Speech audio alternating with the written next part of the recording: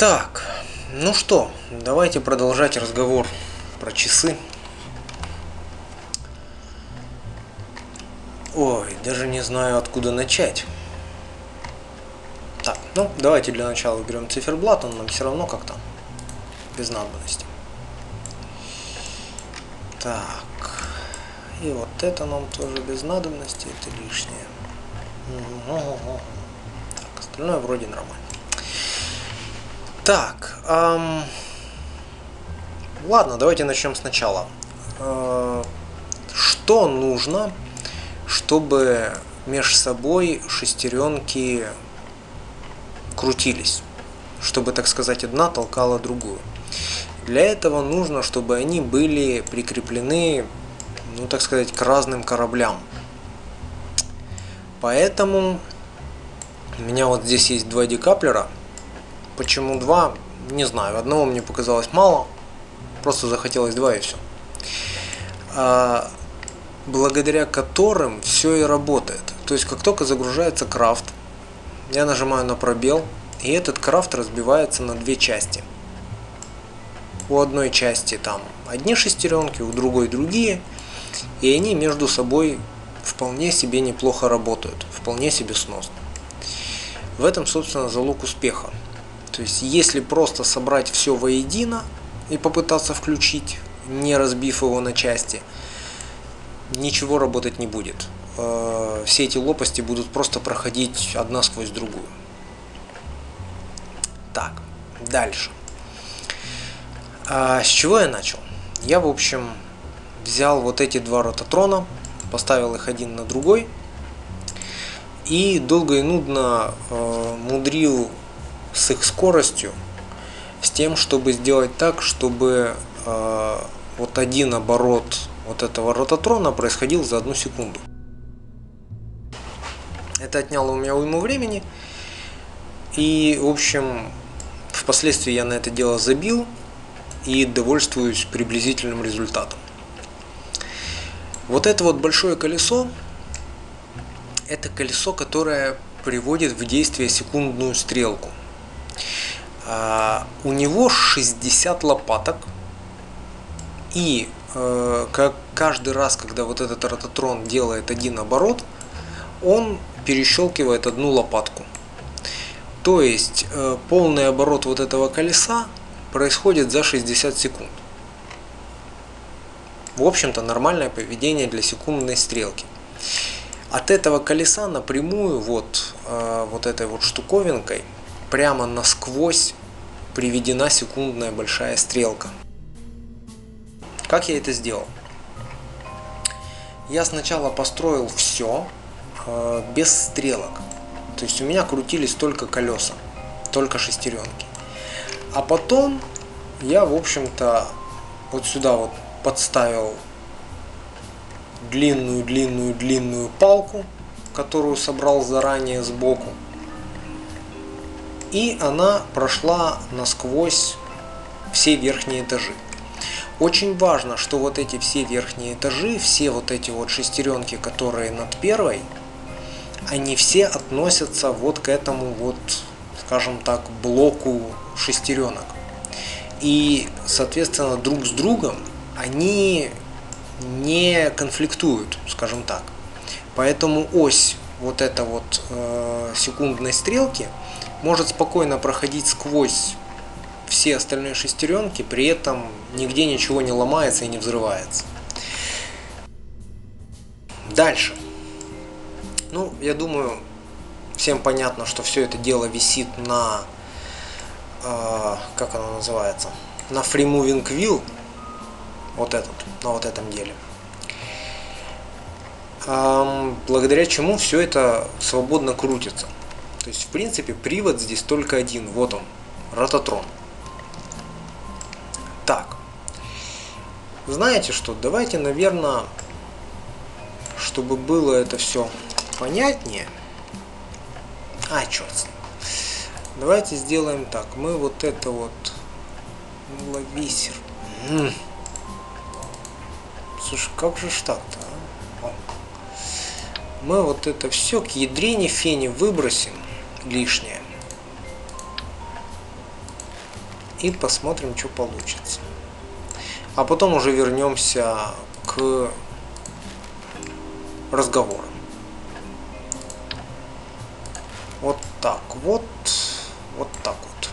Так, вот, смотрите. Если мы сейчас включим эти рототроны. Ух ты, блин. Но не суть. Болтает и болтает.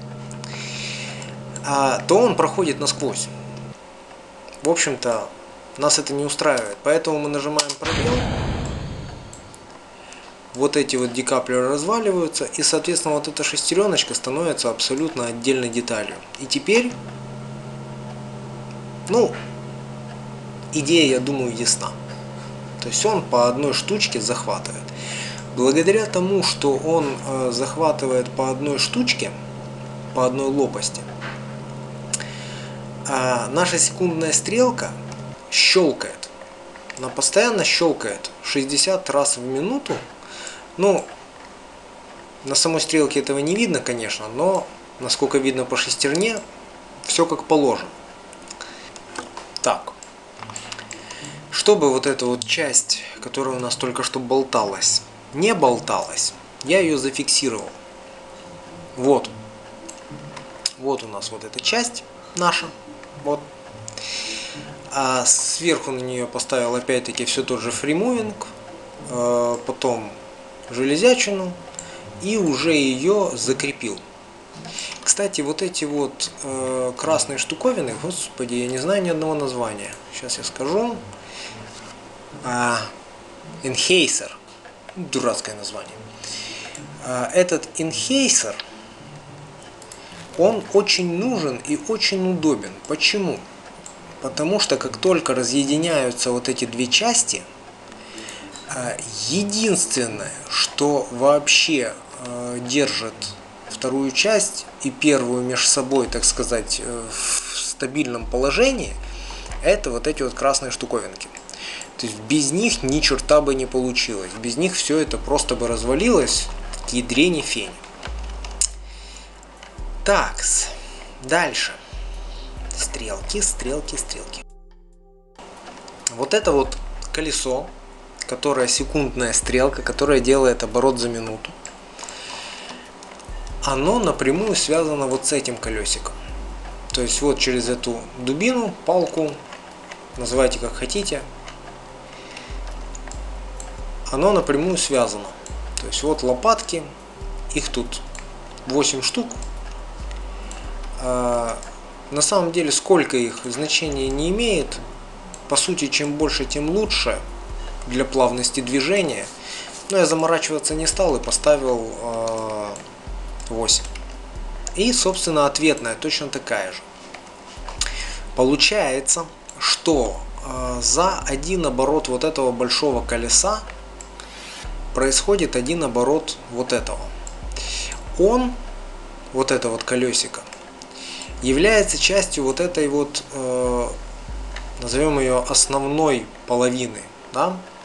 Но при этом это колесо не зависит от привода, то есть оно точно так же висит подвешено свободно. К нему присобачена еще одна вот такая вот дугообразная деталь, которая, получается, крутит вот это верхнее колесо. Верхнее колесо присобачено тоже к нижнему, то есть это вот часть второй половины. Поэтому, опять-таки, вот эти два между собой спокойно работают.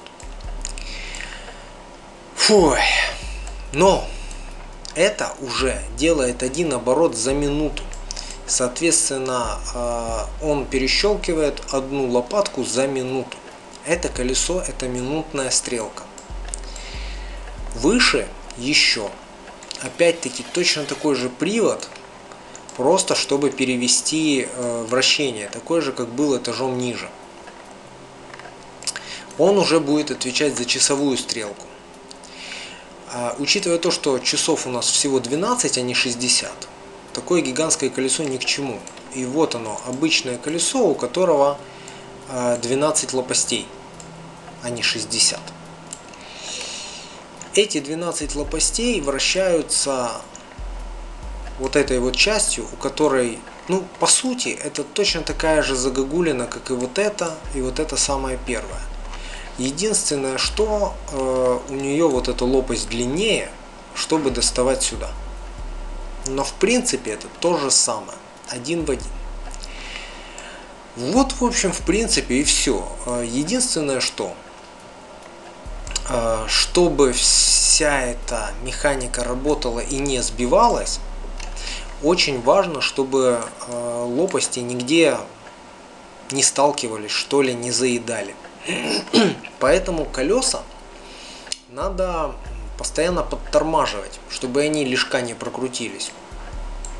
Для этого вот здесь вот снизу колеса. Блин, колеса тормозят колеса. Дурня, но так и есть. Ладно, назовем это шестеренкой. В общем, вот эти колесики, они являются частью вот этой первой половины. Ну, после разрыва. Поэтому они не проходят сквозь вот эту шестерню. Шестеренка буквально лежит на этих колесах.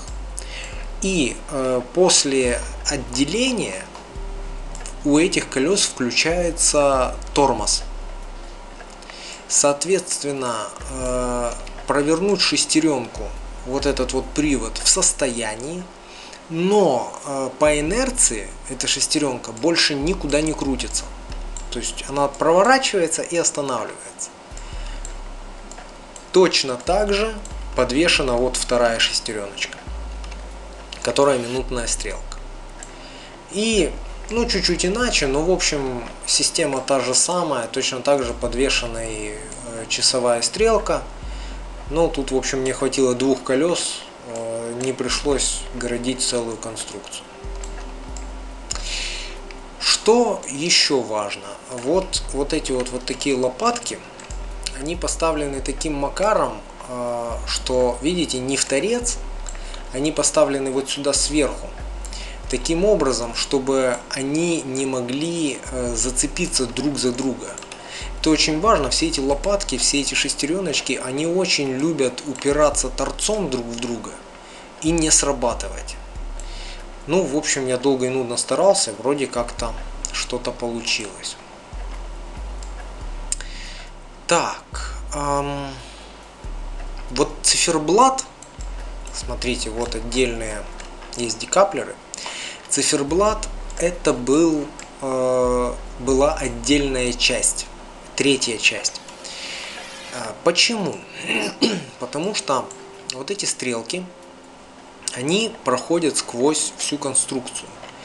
И, соответственно, если бы циферблат был частью конструкции, стрелки бы болтались, как хотели. А учитывая их длину, да, секундная стрелка так на минутку почти до пола идет, они болтались очень сильно.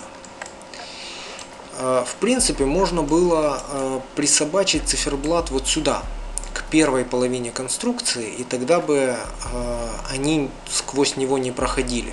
То есть там в циферблате дырка, и они бы спокойно держались в ней. Почему я так не сделал? Потому что вообще-то здесь, по идее, еще должна была быть миллисекундная стрелка, которую я впоследствии снял, потому что откровенно я просто забодался. Вот. Но вообще там должна была быть миллисекундная стрелка, и, соответственно, циферблат должен был быть отдельной деталью, чтобы ни одна из стрелок сквозь него не проходила. А в самом циферблате были вырезы под эти стрелки. То есть циферблат держал стрелки вместе между собой. Сейчас же, ну, в общем, ничто этих стрелок вообще не держит. Так.